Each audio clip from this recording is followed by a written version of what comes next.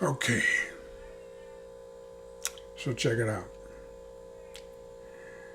Police brutality. That's what I'm going to talk about this evening. This is I.O.B.A, Institute of Black Awareness, and I'm TC. So, police brutality is something that's been a part of this country ever since there was a fucking country.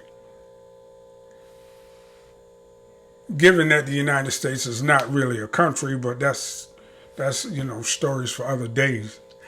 But the police brutality that this country show has been around ever since, like I said, there was a country. And their favorite motherfucking people to brutalize is the black people. For a whole bunch of reasons.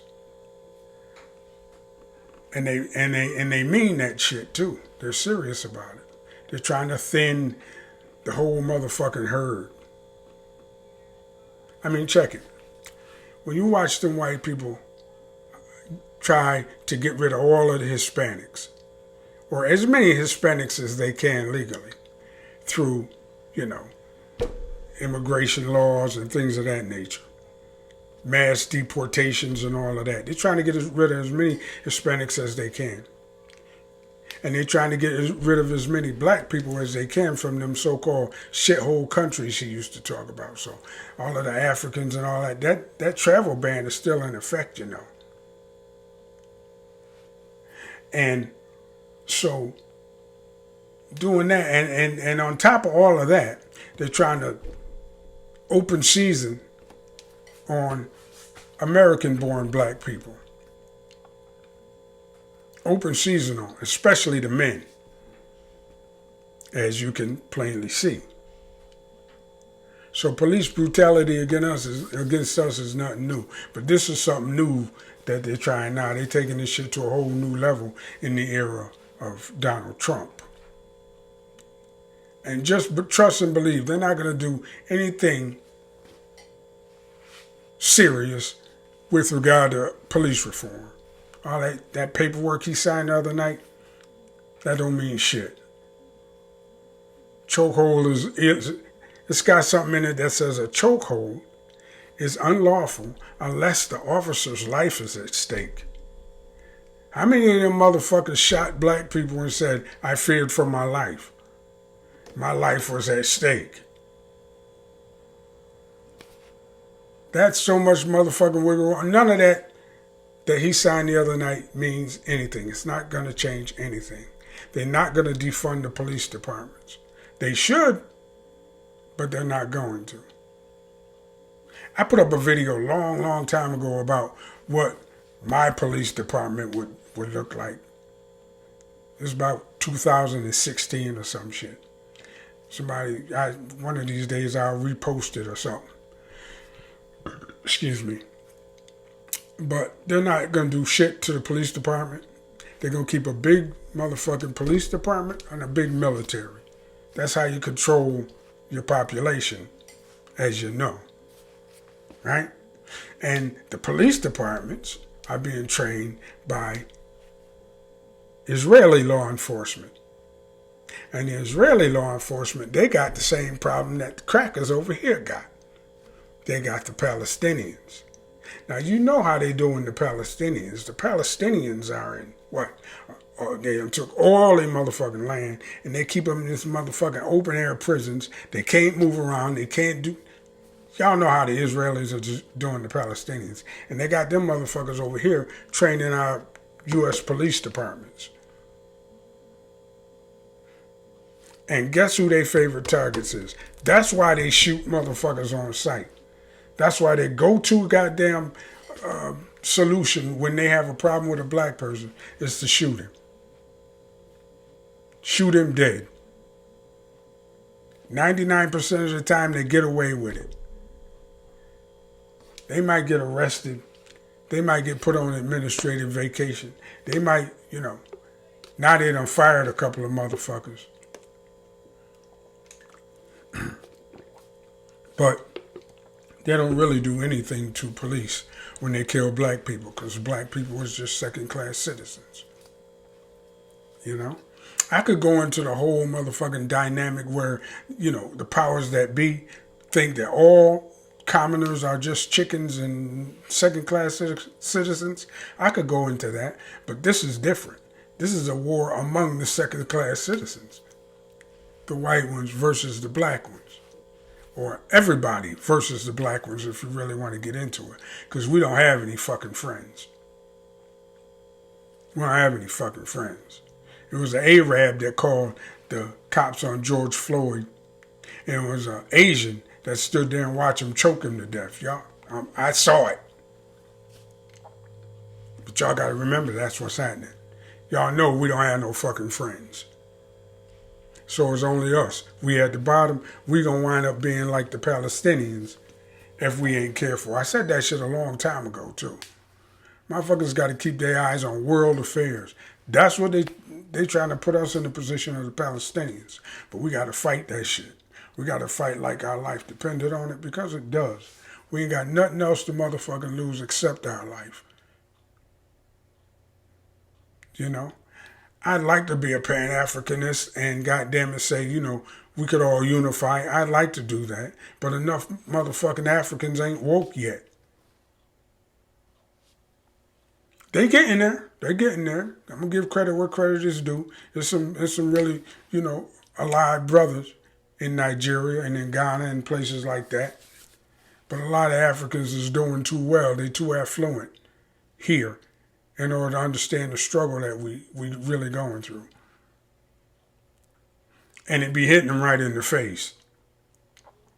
But like I said, the African brothers is waking up. But right now, right here, right now, we got to get ADOS what is due to ADOS. We got to get ADOS what is due to ADOS.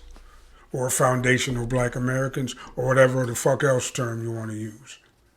Because this war got to be fought from all different motherfucking directions.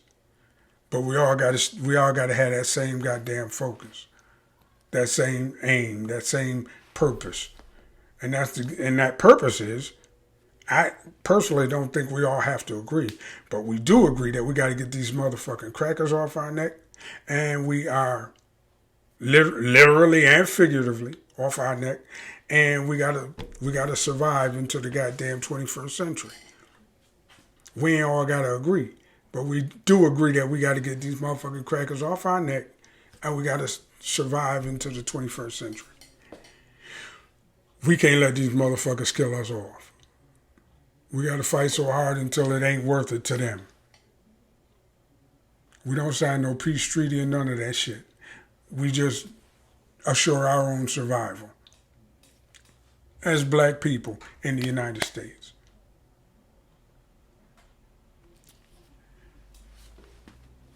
Police brutality ain't never going away. Just know it's not. Because that's unless we make it go away. Like I said, we need a march. They're going to march in September, by the way. But I hate that term march, but we need to come out like we did during the Million Man March. We need to come out like we did during the Million Man March in 1995. I ain't never seen that many black men in the streets in my life. And I seen a bunch of goddamn demonstrations. But that's how we got to come out.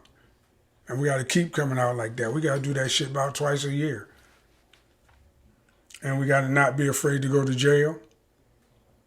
And like I said, we got to fight like our life depended on it. And by any means fucking necessary. Overt and covert. And from all different directions. So there's a place in this war for Tariq Nasheed, Michi X, Dr. Claude Anderson, Professor Black Truth, Jason Black, my man Harvey, everybody. Got to come at this from different angles, except for these motherfucking coons. They could stay where they at. Ain't no room in this motherfucker, ain't no room on our side anyway for somebody like motherfucking Candace Owens.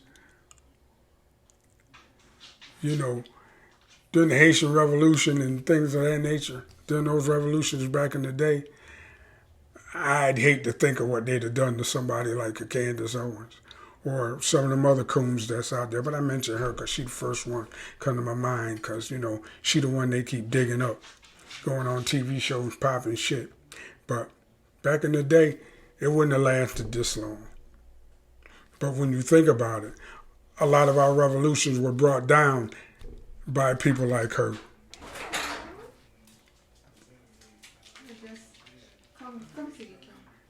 So a lot of our revolutions were brought, my wife just peeked in, a lot of our revolutions was brought down by people like her, snitches.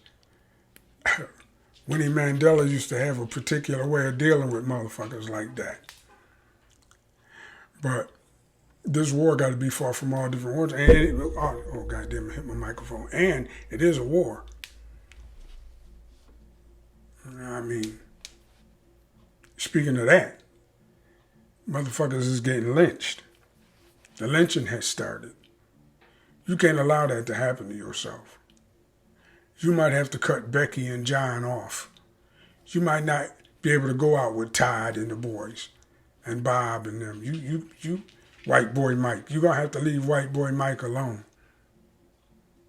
I remember I started a book called White Boy Mike. I got to get that motherfucker back, but I'll get back to writing that. But anyway, you got to leave White Boy Mike alone because he don't mean you no good. Becky and White Boy Mike will have your ass hanging from a fucking tree. You never go to the fucking second location after the party. You never get too motherfucking fucked up around them. You never trust them all the way. Fuck that. Take a Uber. You don't need that ride home. Shit. And that's how that shit happens a lot of times. You find yourself with a bunch of motherfuckers who you think you can trust, and all of a sudden shit goes sideways, and you hanging upside down by your leg from a tree, or by your neck from a tree. Or you dragged behind a pickup truck like Robert Byrd was back in the day. And countless other people that we don't know about that all of a sudden disappear. You think your motherfucking white boy Mike boyfriend love you until he get mad. Telling you, where I'm from, I used to know motherfuckers who cracker white boys who dated black girls. And the way they used to talk about them. So I don't know what to tell you about that. When you find yourself out there and shit goes sideways, it could be you. Just saying. They not your friend. Don't allow yourself to get lulled into that shit, into thinking that. Because they're not. Also, I guess that's it though. That's it. That's all I'm going to talk about tonight on those two subjects. Police brutality ain't going nowhere unless we make it go away in vast, vast numbers. 1,000,000-man march type numbers. And don't go nowhere with them motherfucking crackers. Because you'll find yourself somewhere where you really don't want to be. I don't give a fuck who that. Now is not the time to be loving up on White Boy Mike. Cut Becky off. At least until this motherfucking revolution happens. Anyway, that's it for now, y'all. Y'all hit the thumbs up button and subscribe to the channel. I'll be dropping serious knowledge. I say it in a very simple kind of way. The OGs can understand, but I'm talking from memory most of the fucking time. Anyway, that's it. TC. And I'm out.